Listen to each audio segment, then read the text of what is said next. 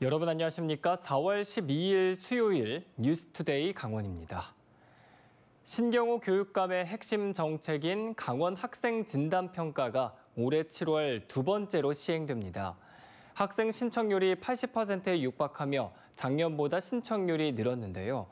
부족한 부분을 보완해주겠다는 평가 취지를 살리지 못해 평가 이후 학력 향상을 위한 후속 조치가 해결 과제로 떠올랐습니다. 허주희 기자입니다.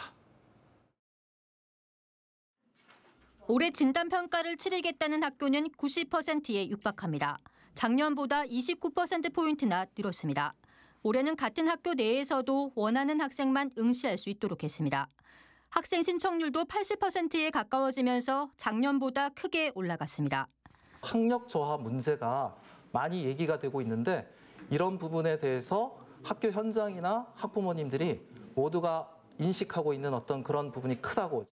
당초 석차 백분율을 공개하기로 했던 강원도 교육청은 과목별 성적 분포 곡선에 학생 개인의 위치만 표기해 주기로 했습니다. 성적 산출이 아니라 학습 지원이 필요한 학생을 선정하는 게 평가 목적이라는 겁니다. 올해부터는 자유학년제를 자유학기제로 바꾸면서 중학교 1학년도 응시 대상이 됐습니다. 또 교사들의 채점 부담을 줄이기 위해 서술형 문항 없이 모두 객관식 문제로 출제합니다. 기준에 도달하지 못한 학생들을 위해 12월에는 학교에 향상도 평가 문제지를 파일로 제공해 추적 관찰하며 지도할 수 있도록 합니다. 문제는 평가 이후 미흡했던 후속 조치입니다.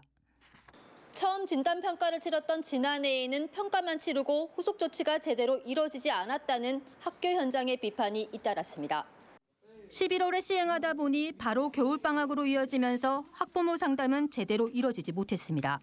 지난해 2만 8천 명의 학생이 응시했는데 상담은 고작 600건 정도. 겨울방학 동안 활용할 보충교재도 무료로 제공했지만 제대로 했는지 파악조차 되지 않았습니다. 제대로 활용을 못했다 하시는 분도 많으셨어요. 실력이 조금 되지 않는 아이들, 선생님들이 조금 따로 이렇게 공부를 따로 가르쳐 주시기를 하는 건지 의문점이 있었거든요.